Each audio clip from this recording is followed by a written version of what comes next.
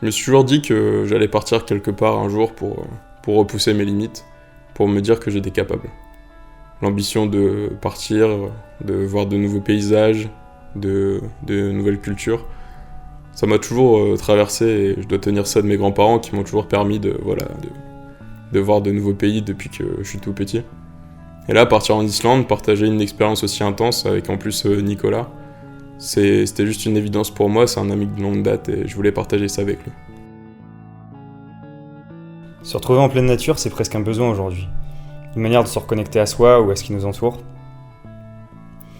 Se dépasser et capturer la beauté de ces paysages sauvages, c'est quelque chose qui m'a toujours fasciné, à travers les histoires de la conquête des pôles avec Amundsen ou Hillary dans l'Himalaya. Et l'idée de s'aventurer sur une expédition engagée, avec quelqu'un qui m'est très proche, et l'organiser de A à Z, puis porter ce projet dans une contrée qui m'avait déjà profondément séduit par son authenticité, l'Islande, c'est quelque chose qui me tenait vraiment beaucoup à cœur.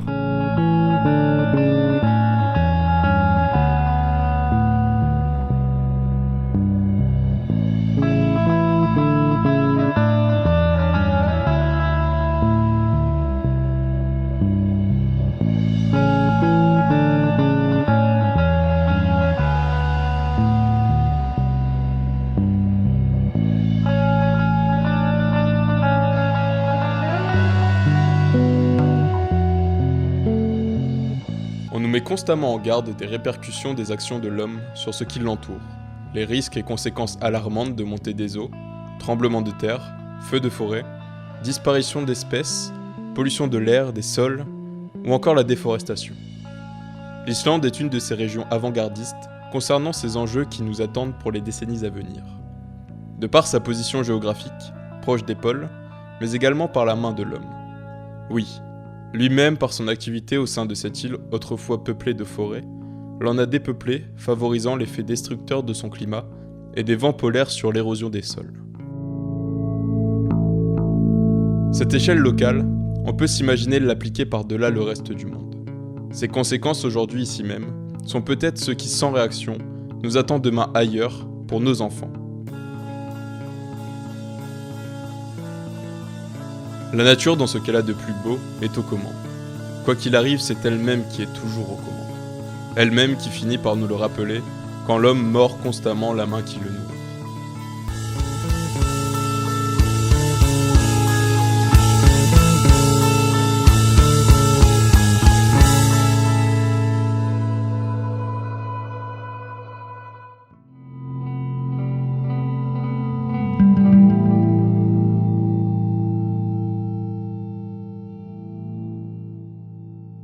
Dès le départ, la nature nous met en garde et nous fait prendre conscience des risques que nous encourons par un manque d'eau et de nourriture très vite ressenti. Le moindre geste, la moindre erreur, peut vite tourner au drame et prendre des proportions démesurées. Habitués à en disposer facilement, comment réagirions-nous si du jour au lendemain, nous n'y avions plus accès ? La pureté de l'eau islandaise est incroyable, et il suffit de se pencher dans les rivières pour boire. Ce sont ces petits détails qui poussent justement à davantage d'humilité et forcent le respect face à cette nature vierge.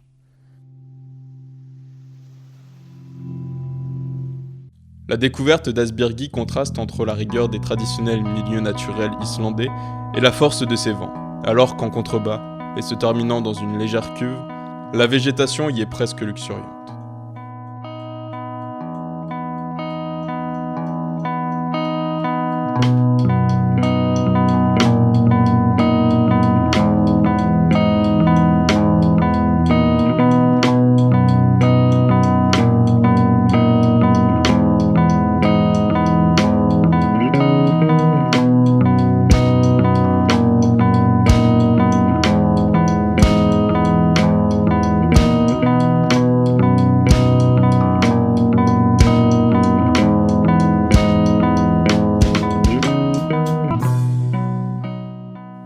Détiphos, ou la force de l'eau incarnée. À nos yeux, la puissance qui s'en dégage et le vacarme qui occupe les lieux nous ramènent à raison, humblement à notre place. Comme un rappel sur une propriété qui nous indiquerait alors que nous ne sommes que des invités, et non pas les maîtres.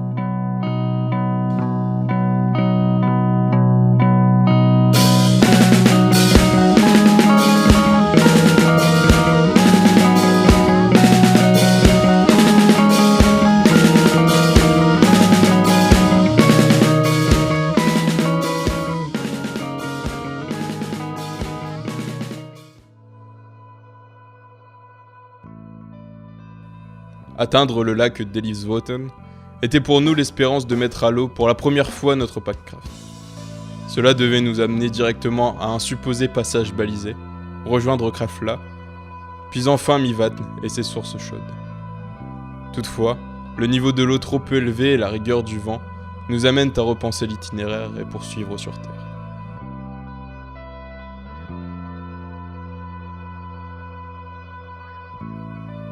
Bénis soient ces passages aussi difficilement praticables, nous progressons à la boussole et aux quelques cairns que nous rencontrons.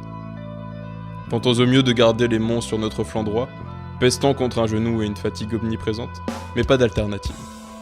Alors on discute, de tout, de rien, de ce que l'on mangerait au retour, de ce que l'on fera, on chante même, on danse, l'esprit divague.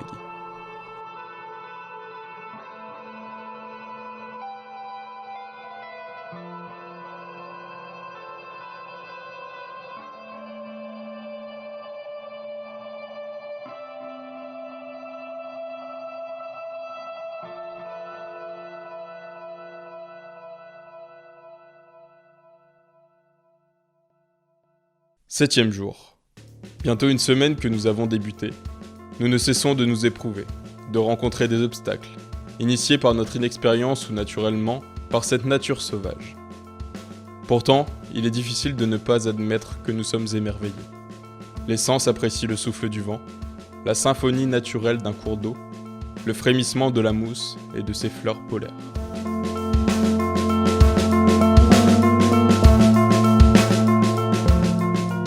Amusés ou curieux de notre présence, quelques moutons égarés, maîtres en ces lieux, s'écartent au devant. La brume qui nous talonne donne un côté mystique à ces moments passés. Ces horizons infinis, ces reliefs s'élevant majestueusement, ces terres vallonnées, dépositaires des siècles passés.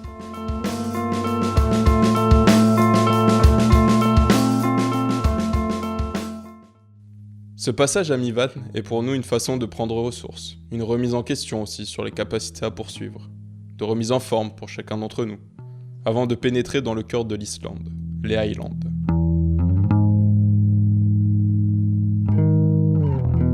Les paysages se succèdent, les reliefs, les routes, les chemins, les fleuves et rivières. La beauté de ces lieux est également ce qui en est le plus déroutant.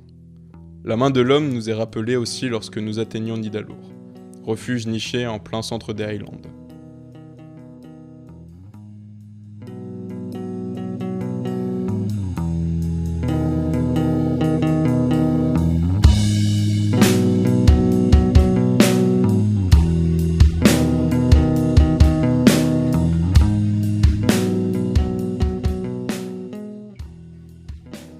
L'absence de végétation, dans sa forme traditionnelle, l'instabilité des éléments et du climat pousse à s'interroger.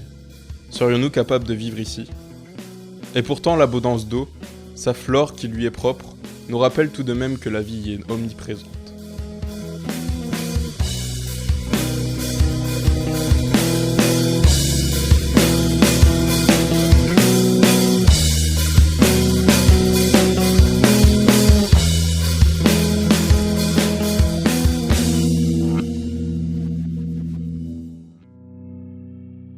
Vislavatn est pour nous un passage rude, un échec presque. Malgré toute notre volonté, l'absence de courant et une météo capricieuse nous poussent à revenir à terre.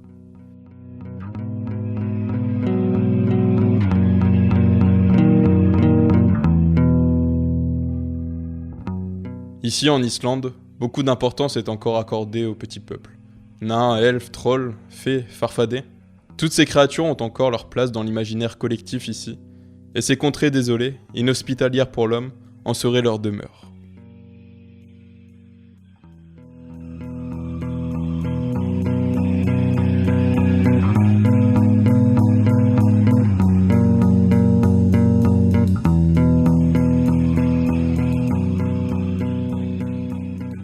Malgré toutes les épreuves traversées et des tentatives peu fructueuses, nous parvenons finalement à mettre nos packcraft à l'eau, enfin. Prenons le large, prenons la tangente. L'inconnu se poursuit ici, l'aventure n'attend pas. Poussés par le courant, sentons le souffle du vent. Ce souffle qui nous prend, nous encourage à progresser. Toute voile dehors, flanquer le grand phoque, bicarder les sourdines, choucarder dans les flanquettes. C'est parti. Tout est inconnu, tout est réinventé. Cette traversée, c'est aussi une traversée que l'on peut faire de deux.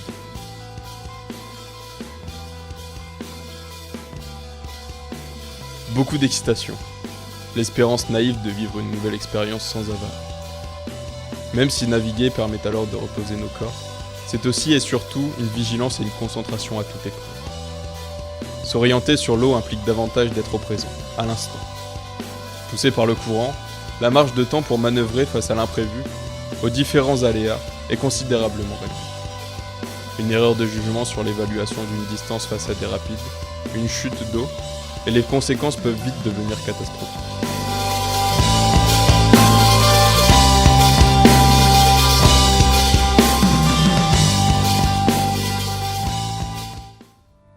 Atteindre Oneirar, c'était le signe que nous sortions finalement du désert des Highlands islandais. Une zone inhospitalière et pourtant avec ses propres règles, ses émulsions de vie, ses turbulences. Nous nous étions confrontés à nous-mêmes, à la réalité de grands espaces naturels. Retrouver un semblant de civilisation nous mettait dans la position de voyageurs étrangers. Retrouver une douche chaude, un lit abrité, un repas chaud, tous ces petits détails du quotidien prennent ainsi tout leur sens véritable.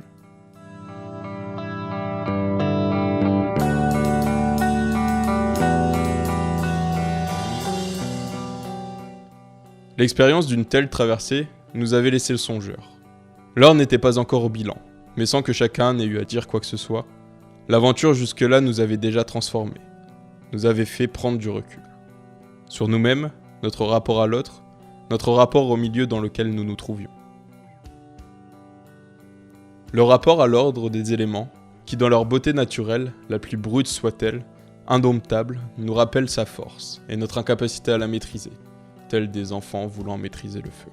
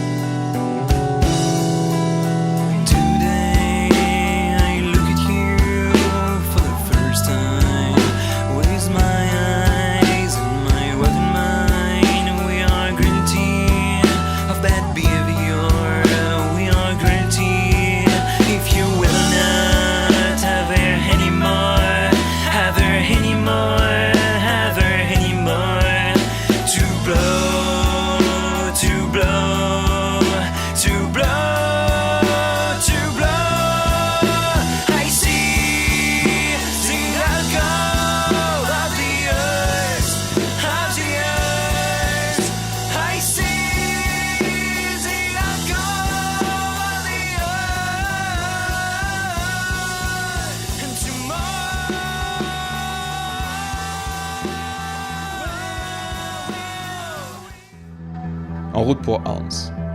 La journée devant nous conduire à ce dernier point de ravitaillement fut un passage de cette aventure qui aurait pu tourner au drame. Démarrant au pied d'une crique, bordant Pursa, après l'étude des cartes et GPS pour envisager un itinéraire à la journée confiant, où nous savions potentiellement de quelle manière réagir. Voilà, cet événement sur Pursa, il aurait pu tourner clairement au drame. Bah ça c'est clair, hein. De toute façon c'était une fin de journée, on était fatigués, éprouvés même. On ne pensait qu'à une chose, c'était vraiment de planter le campement et de se reposer. Et puis au final on se retrouve à l'embranchement de deux parties du fleuve, tout s'accélère, poussé vers davantage de tonneaux et des rapides de plus en plus forts. Et pourtant on n'a pas le choix, il faut couper Pursa et atteindre la rive.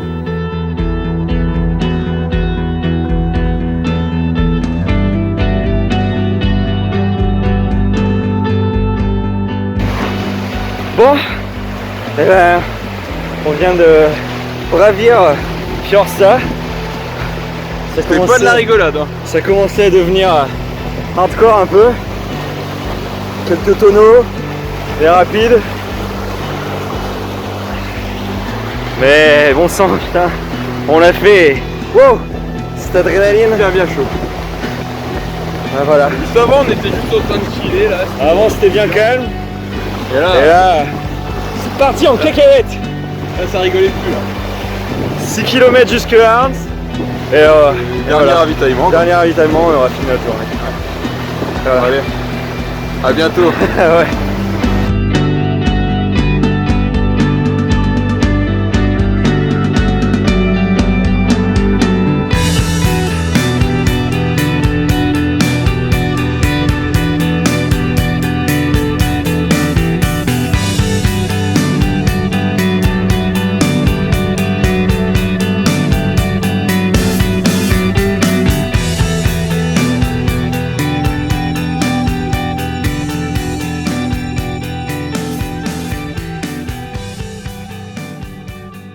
Après le court repos que nous avions pris à Arns, nous étions poussés à présent par la volonté inébranlable d'atteindre notre objectif. Néanmoins, le point de rupture était proche, ou physiquement, avec presque 20 jours d'expédition, pourvu du strict nécessaire rudimentaire, à bivouaquer à l'état sauvage, le corps ne récupérait plus aussi facilement qu'au départ. Désormais, la marche et la navigation se succédèrent sur Pursa et sur les terres. Et quel spectacle!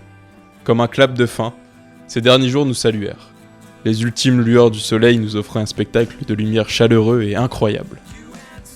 Était-ce là presque une sorte de récompense après autant d'épreuves ? 24 jours pour traverser du nord au sud l'Islande, commençant de Rofaror, loin dans le nord-est. Et là, on va pas tarder à accoster près de l'océan. Et puis voilà, on aura traversé techniquement l'Islande.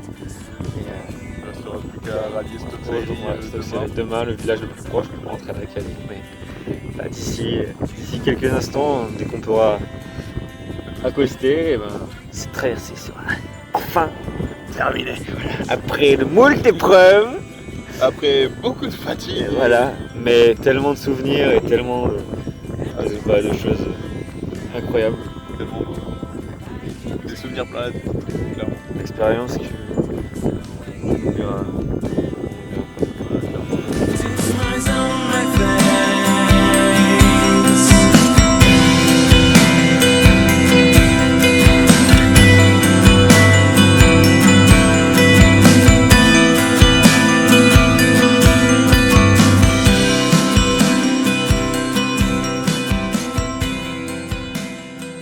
L'Islande, la nature, pour l'apprécier, il nous aura fallu l'endurer.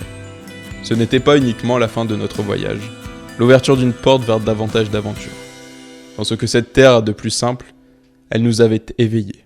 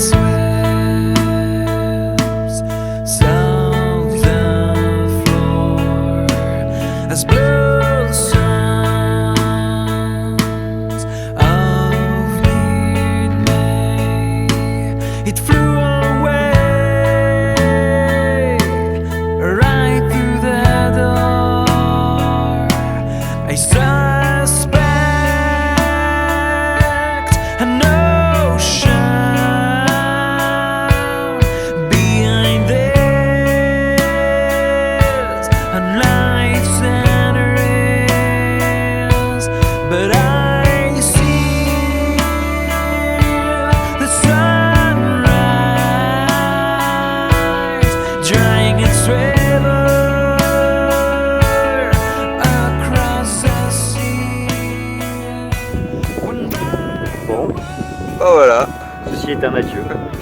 On est coincé Voilà. en plein milieu du désert, derrière un roc. Voilà. Sauf que ça souffle, mais de ouf. Et ce rocher là, il nous protège Du vent, putain. Et c'est le seul rocher qu'on ait trouvé. Bah voilà, juste là dans ce désert, c'est le seul gros rocher qu'on a. Alors qu'on était censé poser la tente depuis 1 heure au moins. Là on se retrouve à gambader dans le désert, plat à perte de vue. Et Il y a impossible zéro de foutre relief. la tente. C'est incroyable. Zéro relief. Heureusement qu'il y a le soleil parce que ça fait du bien, mais par contre il y a un vent. Le vent il est assourdissant. Ah c'est insupportable. Ah, il y a un bruit là. Donc voilà, on attend presque au chaud là, puisqu'on est à l'abri du vent. Là on fait bronzette. Voilà. Petite bronzette dans le désert. Et on se prépare mentalement à repartir en espérant trouver du relief adapté pour pouvoir poser notre tente, ce qui n'est pas gagné. Bon, allez, à la prochaine.